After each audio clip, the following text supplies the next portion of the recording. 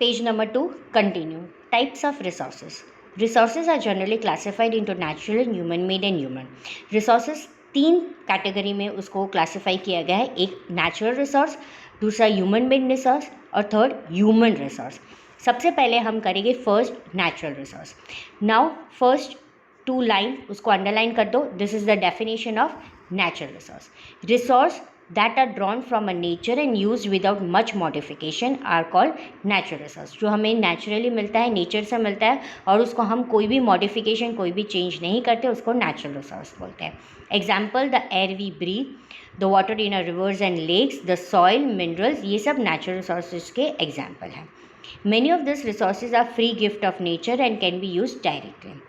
In some cases, tools and technology be needed to use these natural resources. कोई हमें free gift में है nature का, हम उसको फ्रीली यूज़ कर सकते हैं. किसी में मुझे टूल्स और टेक्नोलॉजी ऐड करना होता है, उसके बाद वो natural resource best way possibly होता है. आगे नेचुरल रिसोर्स 4 कैटेगरी में अलग अलग ग्रुप में डिस्ट्रीब्यूट होता है. वो नेचुरल रिसोर्सेज की लेवल ऑफ डेवलपमेंट कैसी है, वो नेचुरल रिसोर्स का ओरिजिन कैसा है, वो नेचुरल रिसोर्स का स्टॉक या यूटिलिटी कैसा है और वो नेचुरल रिसोर्स कहाँ पे डिस्ट्रीब्यूट है. We will take the first point. On basis of their development and their use, resource can be development in 2 group, actual resource and potential resource. On the basis of development 2 group में आता है. एक actual resource होता है, potential resource. सबसे पहले हम देखेंगे actual resource. Actual resources are those resources whose quantity is known.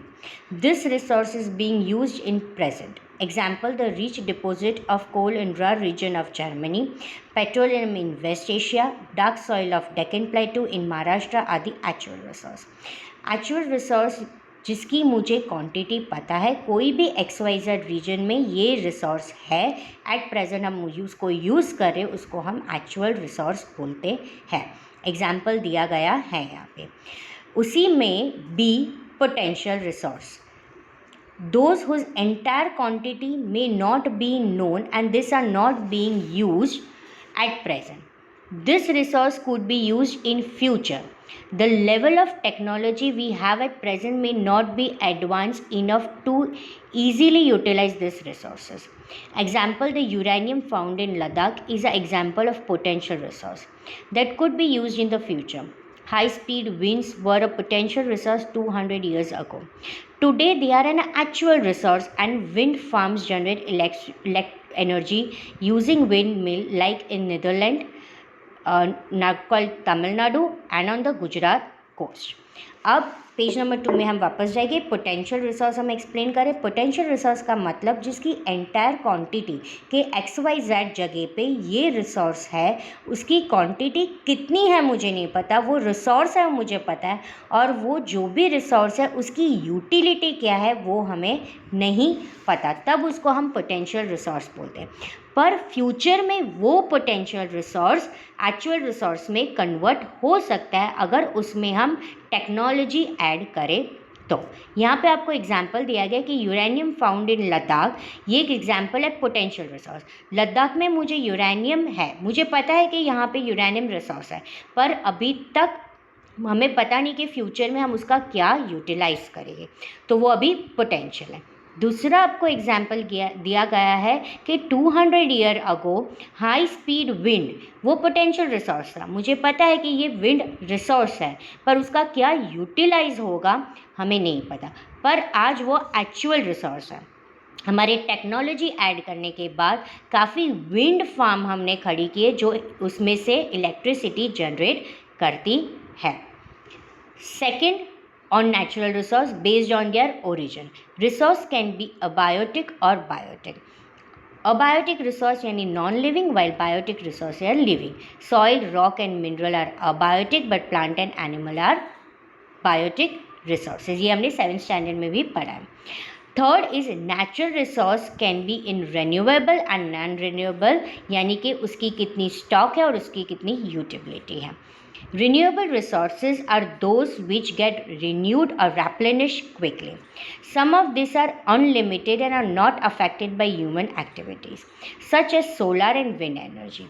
Yet careless use of certain renewable resources like water, soil, forest can affect their stock. Water seems to be an unlimited renewable resource, but shortage and drying up of natural water source is a major problem in many part of the world today. यहाँ पे renewable resources यानी जो renewed होता है उसको हम renewable resource बोलते हैं, वो हमारी ह्यूमन एक्टिविटीज़ से हाँ कई बार अफेक्ट होता है। सोलर एंड विंड एनर्जी ये रिन्यूएबल रिसोर्स है, पर कई बार जैसे वाटर, सॉइल, फॉरेस्ट वो भी रिन्यूएबल है, पर उसकी स्टफ अफेक्ट हो रही है क्योंकि हम उनको केयरलेसली उस रिसोर्सेज का यूज़ कर रहे हैं। नॉन रिन्यूएबल रिसोर्सेज, ये रिसोर्सेज जो लिमिटेड स्टॉक में, जो ऑलरेडी उसकी स्टॉक लिमिटेड है, एक बार ये स्टॉक ख़त्म हो गया या एग्जॉस्ट हो गया तब उसको थाउजेंड्स ऑफ ईयर लगेगा वापस उसको स्टॉक खड़ा करने में। Since this period is much more than human lifespans, such resources are considered non-renewable. Example आपको दिया है non-renewable का coal, petroleum and natural gas are some examples. On basis of their distribution on ubiquitous and localized. Resources जो everywhere होता है, जैसे air we breathe, universal, ubiquitous का मतलब यूनिवर्सल, और रिसोर्सेज जो किसी ही सर्टेन प्लेसेस में होता है उसको लोकलाइज बोलते हैं, जैसे कॉपर एंड आयरन